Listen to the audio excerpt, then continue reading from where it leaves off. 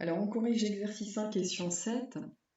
Cette inéquation peut être résolue à l'aide de la calculatrice en observant un tableau de valeurs et en ayant rentré au préalable dans le menu suite le 2 puissance n. Donc ça, c'est des choses qu'on a déjà vues dans les exercices sur les suites arithmético-géométriques, par exemple. Si je l'ai mis dans le chapitre 9, c'est pour pouvoir montrer comment on résout ça par le calcul. Donc c'est ce que je vais vous présenter ici. Pour choisir une des bonnes réponses, enfin une réponse correcte parmi les 4 qui vous sont proposées, si on ne vous demande pas de justifier, la calculatrice peut être suffisante.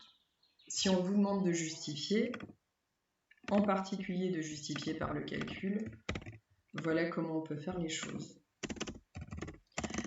Avant les vacances, on a vu que pour résoudre ce type d'inéquation, c'était, je rappelle, ce que vous aviez à faire pendant les vacances, on applique le logarithme de chaque côté sur des nombres qui sont strictement positifs.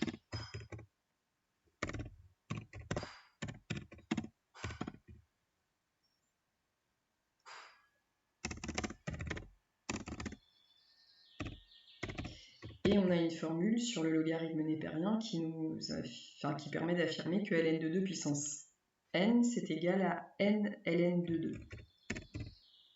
On déplace la puissance et cela devient un produit. Ensuite, pour avoir la valeur de n qui nous intéresse, on va aller diviser les deux membres par ln de 2, qui est un nombre strictement positif, donc vous n'allez pas changer le sens de votre inéquation.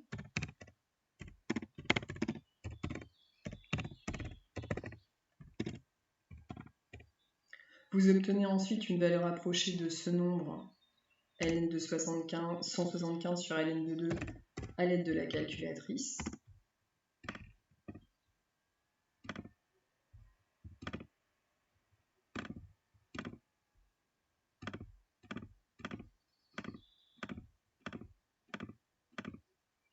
Donc 7,45.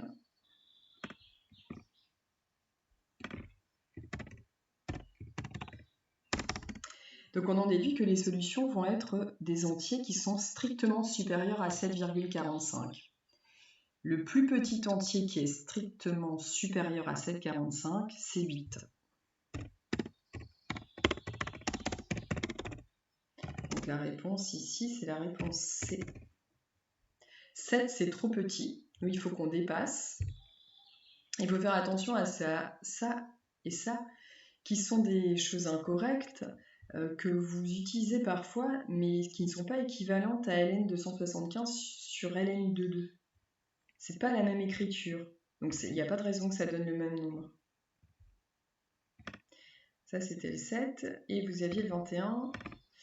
Donc ici, le 21, pareil, ça peut être fait à l'aide de la calculatrice si vous ne vous intéressez qu'au résultat et qu'on ne vous demande pas de justifier. Sinon, là, vous pouvez utiliser la formule de votre cours si vous voulez justifier par le calcul. C'est ce que je vais faire ici. La formule de votre cours qui vous dit que l'équation réduite d'une tangente au point d'abscisse 1 va être donnée par cette formule. Où vous allez devoir déterminer f de 1 et f' de 1. Alors votre f de 1, vous allez l'obtenir grâce à votre fonction. Ça va faire 2 plus 3 ln de 1. Et d'après le calcul, ça fait 2. Parce que votre deuxième terme, 3 ln de 1, vaut 0. Et pour obtenir la valeur de f' de x, pour obtenir la valeur de f' de 1, vous allez avoir besoin de f' de x. Donc vous allez avoir besoin de dériver ça.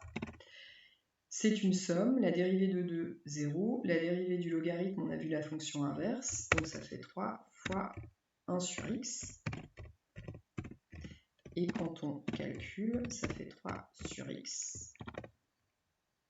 Et on en déduit que f' de 1 vaut 3 sur 1, c'est-à-dire 3. On remplace dans notre équation 3x moins 1 plus 2. On développe, puisque la forme qui nous est proposée est une forme développée. Donc ça fait 3x moins 3 plus 2, ça va faire 3x moins 1. La réponse correcte est la réponse B.